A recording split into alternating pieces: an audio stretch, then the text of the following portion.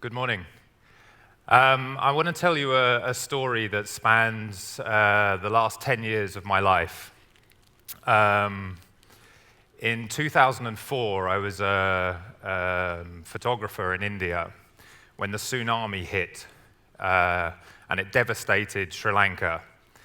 At that time, one of my oldest friends was working in the Vani, which you can see here, circled in the north of Sri Lanka. That area was controlled by the rebel group, the Tamil Tigers, and it was a very sensitive area. And he called me on Boxing Day morning when the tsunami hit and said he wanted some help, some emotional support. And I flew from Delhi down to Colombo and drove up to North Sri Lanka through the government checkpoints, no man's land, and into rebel-held, controlled Tamil Tiger territory.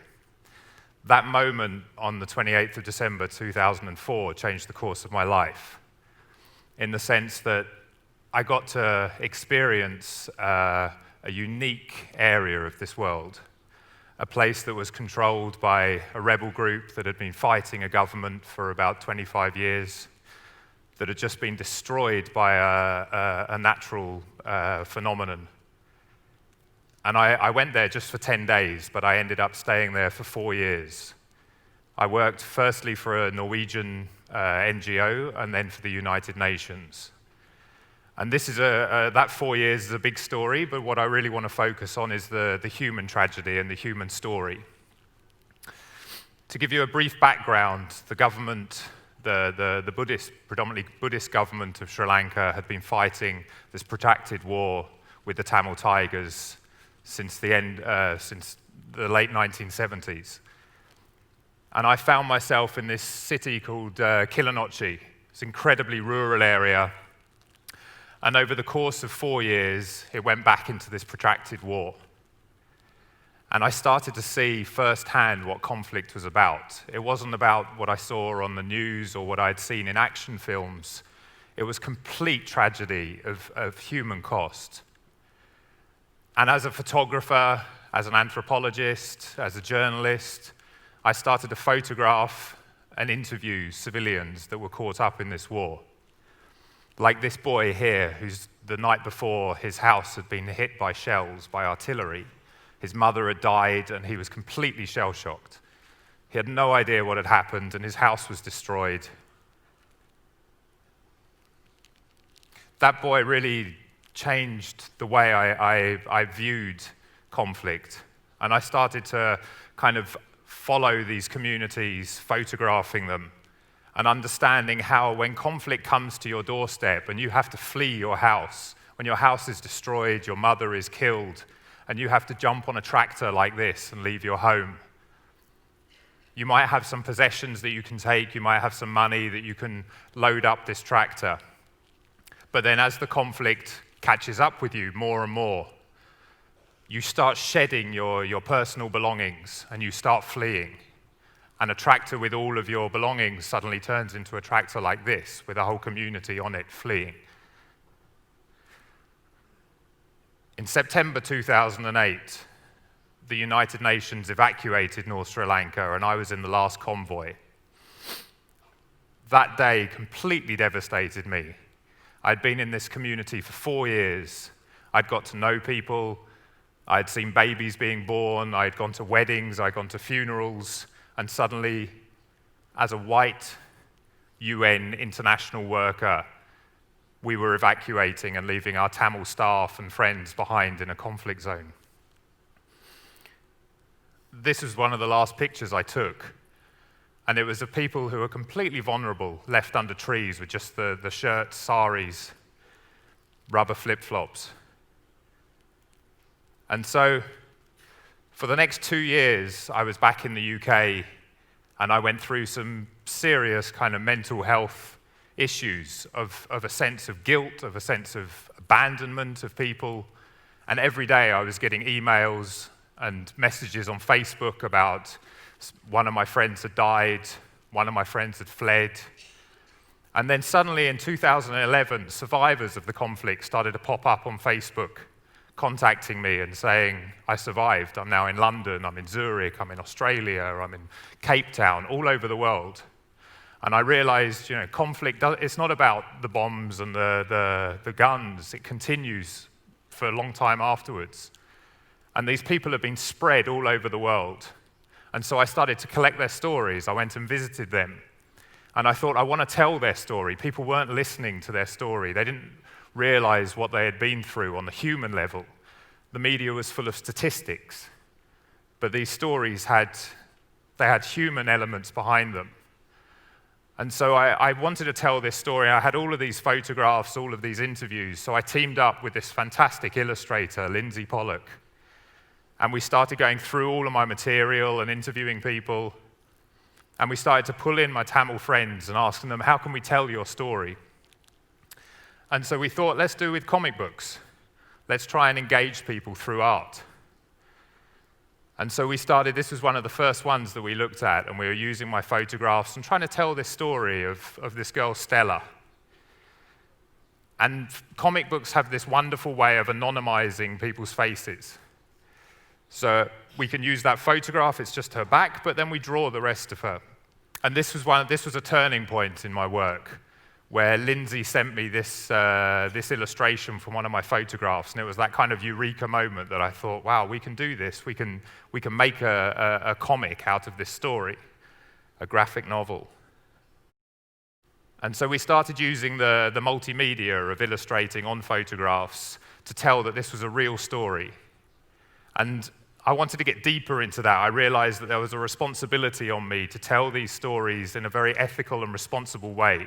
So I started it as a PhD in the University of Sussex.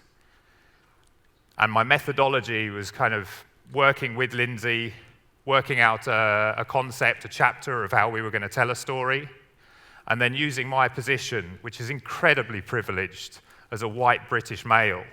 I have access to these places. People listen to me. They weren't listening to my Tamil friends. So I would go to funding organizations, to media organizations. They would give us money to work and tell these stories. And now we have an organization called Positive Negatives, which goes around the world telling these stories and working with communities to tell their stories. So that's me there sitting under a tree and interviewing a woman about her story. And while I'm there on the ground, I photograph so that the artist can draw from the pictures. And then while I'm there, I write the script of the story from the interviews, and I read the respondent their story, and they get to edit it, and they get a sense of telling their story through our organization. And this is us working in Zaatari refugee camp with Syrian refugees in Jordan, and going through that methodology with them and including them so that they get a real sense to tell their story. And then I come back either to Istanbul or to London, wherever, and we try and work with artists from the regions that we're working with so that the artists get a sense of putting their culture and their nuance into the art. And then the comics go out into the newspapers, mobile phones, computers, and then I come to places like TED and I tell you the story, and then I start again and go to the airport and go somewhere else. And this is the kind of art on the left here that we send back to the respondents. We sit with them and we show them the pencil sketches of what we've drawn. And they get a sense to say, the trees should be a bit bigger or the house should be a bit smaller or whatever, and it's their image, it's their story. And so we can start to really get into the nuances of conflicts and the nuances of storytelling. And on the left here, we've covered things like post-traumatic stress disorder, which is an incredibly difficult and complex issue to get across in storytelling. But through comics, we can see that this guy, Anthony, is falling asleep in his bedsit in London as an asylum seeker, and he's reliving the traumas of his life in his dreams.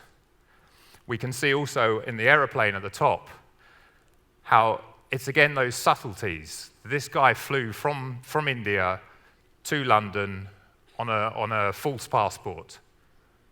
And what was that like for him? For us, we get on an aeroplane and we move around the world. For him, this journey has cost him $20,000. It might take him 3 months to make this journey from India to the UK. It might take him longer. He won't see his family again, maybe ever, maybe for 3-4 years if he's lucky. And he's traveling there, And it's all the subtleties on the aeroplane, like the first time he used knife and fork to eat was on an aeroplane. When he went to the toilet and he pushes the flush button, and it scared him. He's never seen this. It's a completely alien environment for him. And then when he arrives in London and he's walking through an alien environment, and how the media, how the general public portray this character on the streets. And then isolation that he feels here on the right, that he's away from his family, that he's away from his loved ones, he's in this alien environment, and he's cooking by himself, he's eating by himself, he's going through all of these issues by himself with all of that trauma. And we can try and get that out through the art.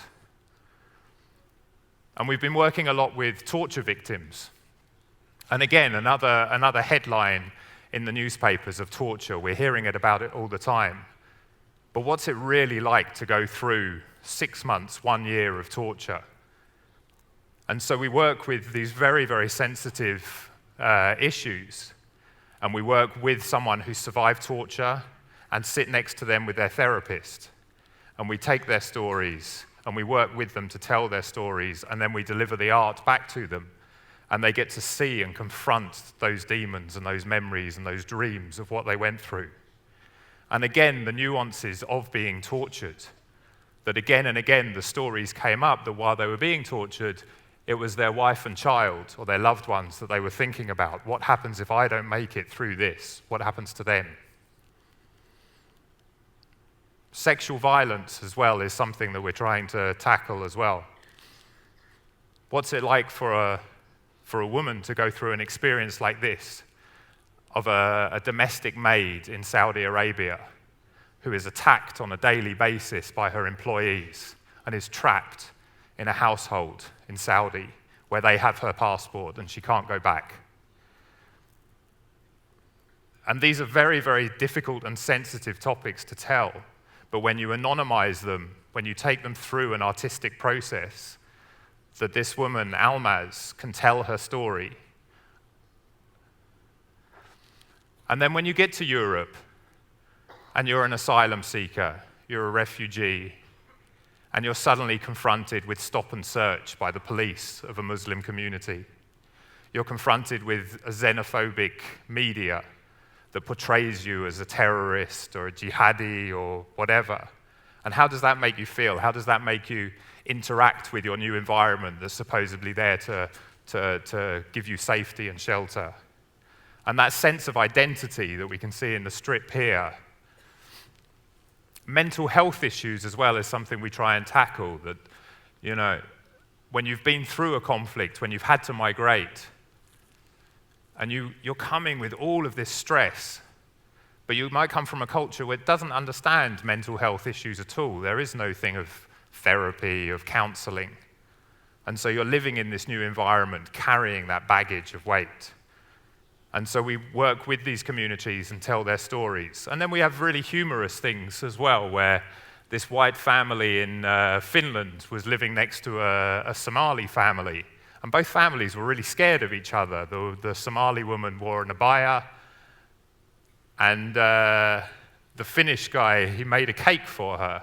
And he had obviously read a little bit of Arabic, and he goes in, he knocks on her door, and says, I made this cake for you, it's completely haram. And she laughs, and she found that really funny. And suddenly that broke the barrier that this woman in an abaya has a sense of humor. She's not this scary person. And now the children play together. And we can translate comics very easily. So this one of Almaz, the migrant worker in Saudi Arabia, is now in 15 languages. And we translate it into Arabic, Swahili, Somali. We take them to schools, and we can teach children about the dangers of going to the Gulf as a migrant worker, about growing up, about asylum. We test pilot these comics in schools in the UK, and again try and tackle some of the theories and some of the statistics that the students are reading in their textbooks, and delivering those stories as a human story. That it's not about 20,000, it's about someone's daughter, it's about someone's father. And so now we're doing projects all over the world telling stories like this. And what brought me here to Istanbul last year was to try and tell the story of Syria. But again, not about the 2 million Syrians that are now located around this region as refugees, but about the economies of migration.